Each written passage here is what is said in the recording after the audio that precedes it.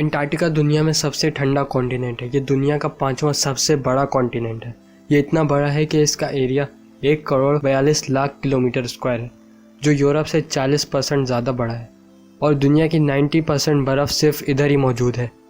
यहाँ पर ना कोई टाइम जोन फॉलो होता है, ना ही यहाँ किसी कंट्री का कब्ज़ा है।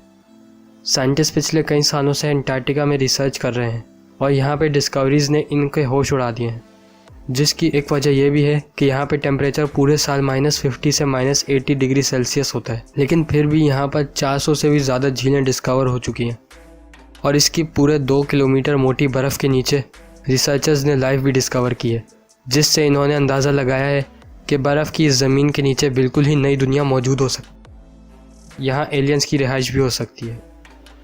इसके अलावा और भी अंटार्कटिका में बहुत सी मिस्टीरियस और हैरत अंगेज़ चीज़ें रिसर्चर्स को मिली हैं, जिन्होंने साइंटिस्ट के होश उड़ा दिए हैं। आज की इस वीडियो में मैं अंटार्कटिका से डिस्कवर होने वाली बहुत सी हैरत अंगेज़ और मिस्टीरियस चीज़ों के बारे में आपको बताऊंगा। लेकिन उससे पहले एक रिक्वेस्ट है, मेरी वीडियो को लाइक करें और मेरी वीडियो को पूरा एंड तक ज़रूर देखिएगा। और कंटेंट अच्छा लगे तो चैनल सब्सक्राइब करिएगा, और अगर सब्सक्राइब कर दिया है तो बेल आइकन को ज़रूर दबा दीजिएगा, ताकि आपको मेरी हर नई वीडियो का नोटिफिकेशन मिल सके। अब शुरू करते हैं इस वीडियो को। Cat skeleton. 2009 में साइंटिस्ट को अंटार्कटिका की बर्फ़ के नीचे से बिल्ली का ढांचा मिला था। इसमें हैरानी की बात यह नहीं थी कि बिल्ली का ढांचा था, बल्कि हैरानी की बात यह थी कि यह बिल्ली कोई आम बिल्ली नहीं थी, बल्कि यह बिल्ली अंडे देने वाली बिल्ली थी। जब इस जानवर पर रिसर्च की तो पता चला कि यह जानवर ज़मीन पर 2.5 करोड़ साल पहले पाया जाता था। इस पर मज़ीद रिसर्च करने की कोशिश की, लेकिन साइंटिस्ट को कोई सुराग नहीं मिल सका। Number 2, blood false. वाटरफॉल्स तो आपने देखे ही होंगे, लेकिन क्या आप जानते हैं कि अंटार्कटिका में वाटरफॉल्स नहीं बल्कि ब्लड फॉल्स बहते हैं। यह ब्लड फॉल टेलर ग्लेशियर पर मौजूद है। इस ब्लड फॉल को पहली बार टेलर नामी साइंटिस्ट ने डिस्कवर किया था।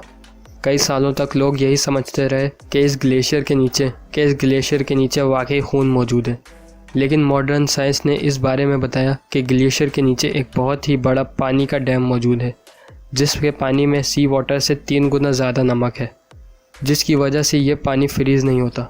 इसी के साथ साथ इस पानी में पहाड़ों से निकलने वाला आयरन भी मौजूद है।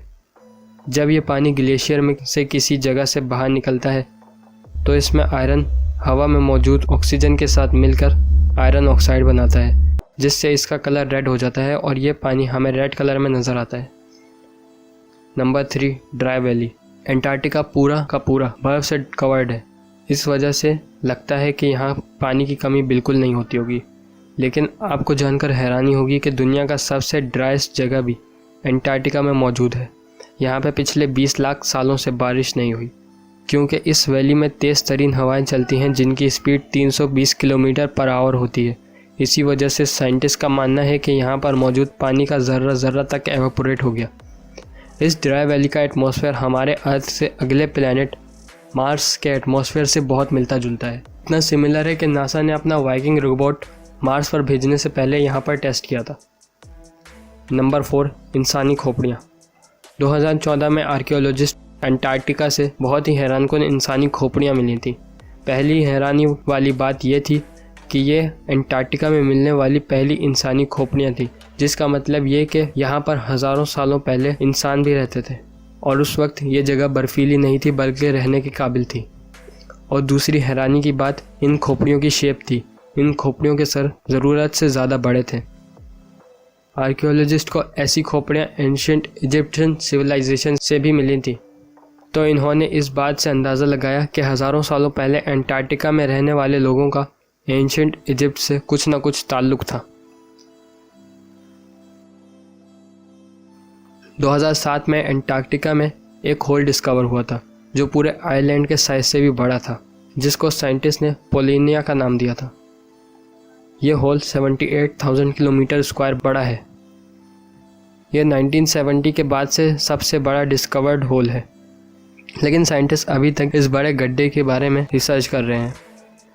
Underground lakes. साइंटिस्ट ने अंटार्कटिका की 2 किलोमीटर मोटी बर्फ़ की तह के नीचे बहुत सारी झीलें डिस्कवर की हैं।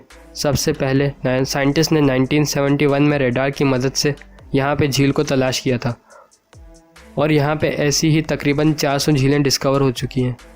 वोस्टॉक झील यहाँ पे एक झील है जो 1990 में रशियन साइंटिस्ट ने डिस्कवर की थी। ये अंटार्कटिका में सबसे बड़ी झील है और ये दुनिया में तीसरी सबसे बड़ी झील है। ये बर्फ़ के नीचे 3.5 किलोमीटर स्क्वायर तक फैली हुई है।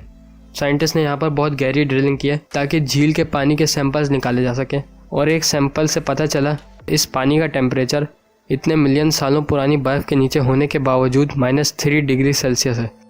2014 में साइंटिस्ट ने वेलेंस झील पे एक बिल्कुल ही नई और अलग माइक्रो ऑर्गेनिज्म का इकोसिस्टम दरियाफ्त किया था जो बर्फ़ के पूरे 1 किलोमीटर नीचे मौजूद था।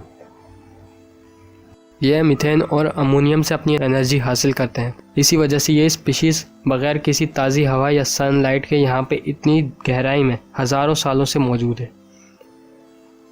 दोस्तों, मुझे उम्मीद है आपको मेरी ये वीडियो पसंद आई होगी। इस वीडियो को लाइक करें और अपने दोस्तों के साथ शेयर करें, और मेरे चैनल को सब्सक्राइब करना ना भूलिएगा, और बेल आइकन को भी ज़रूर प्रेस करें ताकि आपको मेरी हर नई वीडियो का नोटिफिकेशन सबसे पहले मिले। अब मैं मिलूँगा आपसे ऐसी ही एक नई इंटरेस्टिंग वीडियो में। तब तक के लिए थैंक्स फॉर वॉचिंग।